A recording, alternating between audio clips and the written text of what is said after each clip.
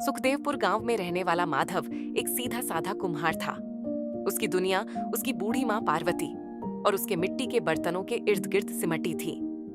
इस साल गांव में भयंकर सूखा पड़ा था।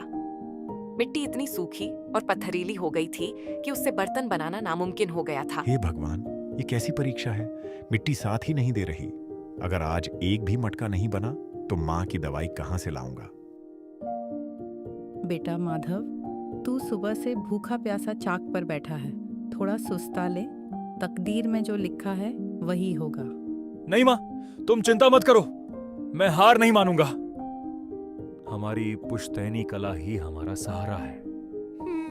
मैं आज ही जमींदार साहब के पास जाता हूँ, शायद वो कुछ मदद कर दें। माधव उम्मीद का दामन थामकर गांव के मुखिया विक्रम सिंह के पास पहुंचा, लेकिन उसे क्या पता था कि लालची इंसान के दिल में कभी दया नहीं होती। मुखिया जी, माँ बहुत बीमार है। सूखे के कारण मिट्टी के बर्तन भी नहीं बन पा रहे। मुझे बस कुछ रुपयों का कर्ज दे दीजिए। जैसे ही बारिश होगी और मेरे बर्तन बिकेंगे, मैं पाई पाई चुका दूंगा। कर्ज? और तुझे माधव, तेरे पास गिरवी रखने के लिए है क्या? वो 2 कथा जमीन और टूटी झोपड़ी, वो तो पहले ही कौड़ियों के भाव की है। मुखिया जी, ऐसा मत कहिए। मेरी झोपड़ी ही मेरी माँ का इकलौता आसरा है। अगर पैसे चाहिए तो इस अंगूठे के कागज पर निशान लगा। 1 महीने में पैसे नहीं लौटे तो तेरी झोपड़ी और वो चाक मेरा हो जाएगा। मंजूर है? मंजूर है मुखिया जी, भगवान सब देख रहा है। पैसों से माँ की दवाई तो आ गई, लेकिन कर्ज चुकाने की चिंता माधव को खाई जा रही थी। वह अच्छी मिट्टी की तलाश में जंगल के उस हिस्से में निकल गया जहाँ कोई नहीं जाता था। वहाँ उसका सामना एक अजीब परिस्थिति से हुआ। माधव देखता है कि एक बुरी औरत लकड़ियों की घट्टी उठाकर गुफा में जा रही है। माधव उसके करीब जाता औरखता है। अरे माई, रुको रुको, इस उम्र में इतना भारी बोझ मत उठाओ। लाओ, ये गट्ठर मुझे दे दो। माधव मुस्कुराकर लकड़ियों का भारी गट्ठर अपने कंधे पर उठा लेता है और बुढ़िया की गुफा तक पहुंचाता है। रहस्यमयी बुढ़िया प्यार से माधव के सिर पर हाथ फेरते हुए, जीते रहो बेटा।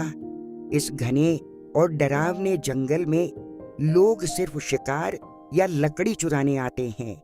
तू कौन है जो इस बुढ़िया की मदद कर रहा है?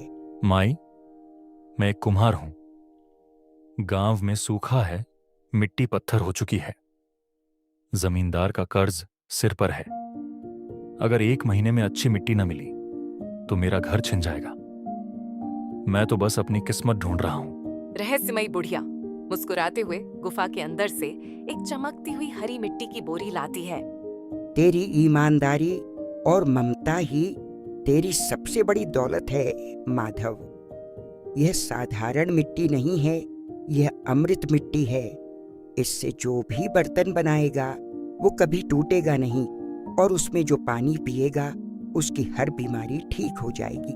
जा, अपनी तकदीर खुद बना। माधव उस मिट्टी को लेकर घर आया। जैसे ही उसने चाक चलाया, एक चमत्कार हुआ। मिट्टी से बने बर्तन इतने सुंदर और मजबूत थे कि उनकी चमक दूर दूर तक फैल गई। सबसे बड़ी बात, उस मटके का पानी पीते ही माधव की माँ की बीमारी गायब हो गई। बेटा माधव, तेरी मेहनत रंग लाई। धरती माँ ने हमारी सुन ली। हाँ माँ, अब हम जमींदार का कर्ज भी चुका देंगे और गांव के लोगों की सेवा भी करेंगे। माधव मुखिया विक्रम सिंह के सामने पैसों की भारी थैली रखता है। मुखिया के चेहरे पर लालच और जलन साफ दिखाई दे रही है। यह लीजिए मुखिया जी, आपका पूरा कर्ज ब्याज समेत। अब मेरे घर के कागज वापस दीजिए। कागज तो तूने बचा लिए माधव, लेकिन मुझे पता चला है कि तुझे जंगल में कोई जादुई मिट्टी मिली है। वो खजाना कहाँ है? वह जंगल इस गांव का है, इसलिए उस मिट्टी पर मेरा हक है। मुखिया जी, वह किसी का खजाना नहीं है। वह केवल सच्चे दिल वालों को मिलती है। आपका लालच वहां विनाश लाएगा। तू मुझे सिखाएगा? मैं खुद जाकर वो मिट्टी लाऊंगा। लालच में अंधा होकर मुखिया विक्रम सिंह उसी रात गुफा में जा पहुंचा। लेकिन प्रकृति और न्याय का अपना एक नियम होता है। लालच का अंत हमेशा भयानक होता है। विक्रम सिंह, तूने हमेशा गरीबों को सयाता है और उनका हक छीना है।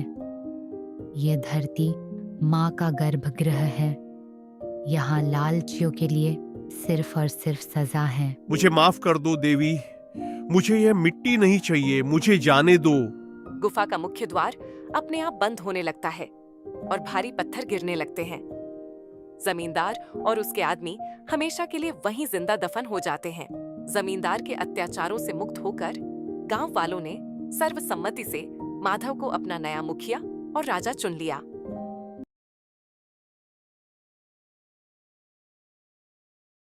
उसने साबित कर दिया कि इंसान अपने जन्म से नहीं, बल्कि अपने कर्म, ईमानदारी और धरती के प्रति अपने प्रेम से राजा बनता है।